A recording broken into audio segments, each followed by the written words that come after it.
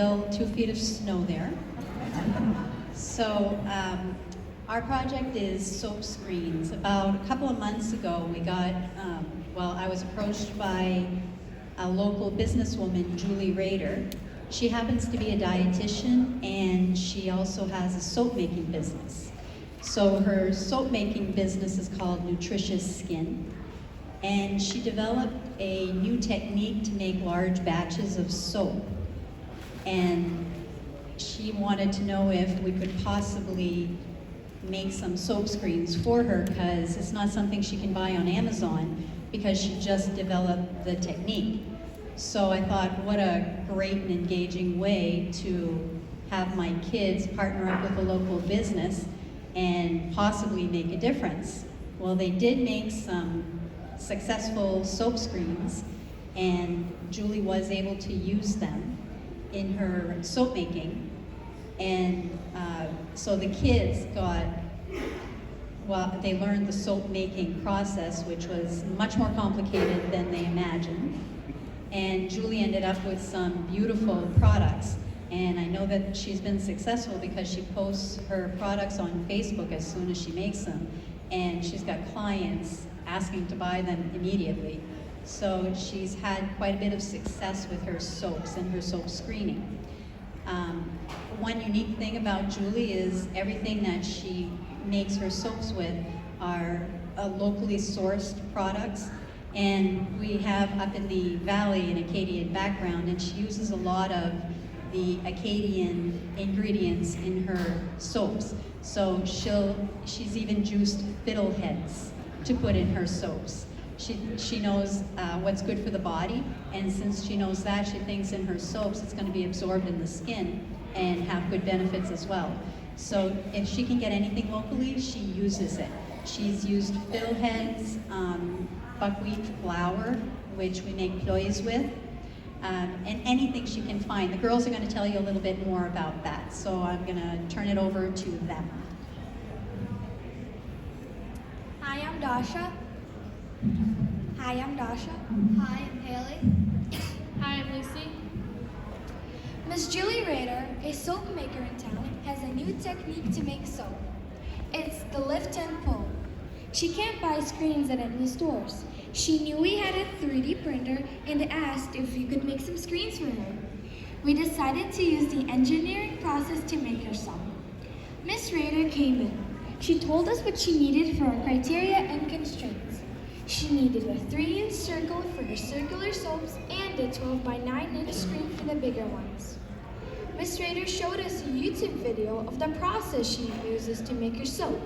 She also showed us a screen that one of her friends made using acrylic. She drew some designs she liked on the board. The students opened up Tinkercad, a 3D design app, and began building screens.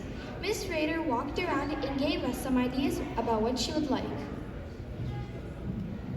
Our next step was to plan an idea. We tried selecting some promising solutions.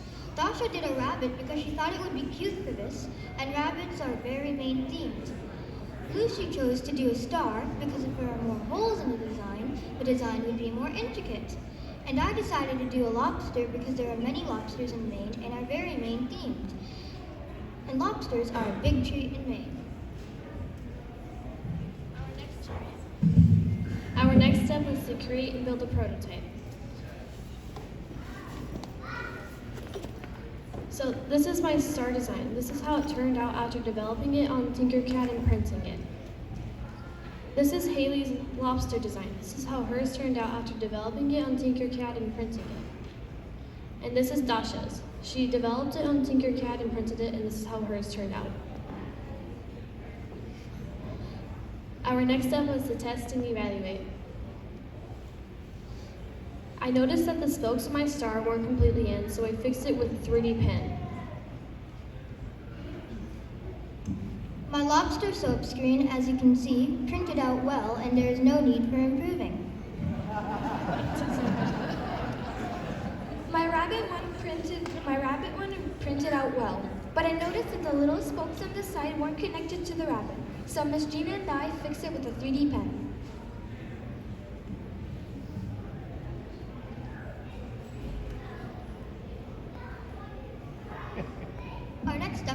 improve. We just showed you how we improved our designs, but Miss Julie had to do some improving too. I made this spiral soap screen that I got off a website called Thingiverse and modified it, then printed it using Tinkercad.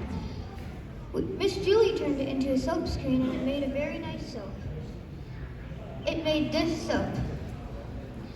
Miss Julie really liked it, so we took the soap screen and turned it into a 9 by 12 inch soap screen. Like this one. As you can we had a picture, but at first there are big holes in the design in the middles right here. Here's how it turned out after turning it into a soap. There are big diamond shapes in the corners which Miss Julie didn't like. The soap would go through the bigger holes rather than the little holes because it was much easier to go through. So we took parts of the spiral and filled up the holes, and it made a better design. We tried many attempts. The first attempt, the soap batter was too thin. Then Miss Julie did another attempt, but the soap batter was too thick. Then Miss Julie tried it one last time, and it was just right. The last attempt made this soap.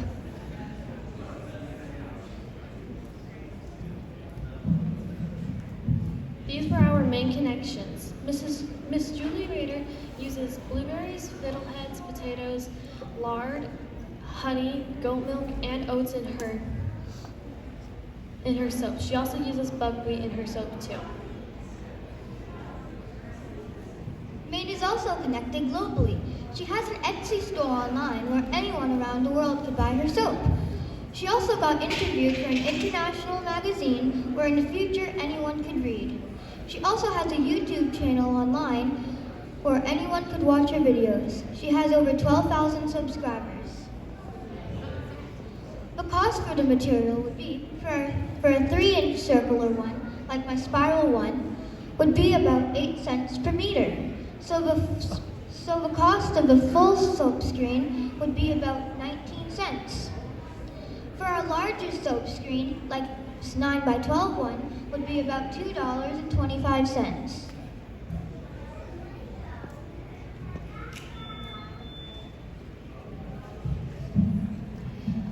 Miss Gina made this fiddlehead design on Tinkercad. Miss Rayder made a soap out of this, and it turned out like this. She also made some designs on the front.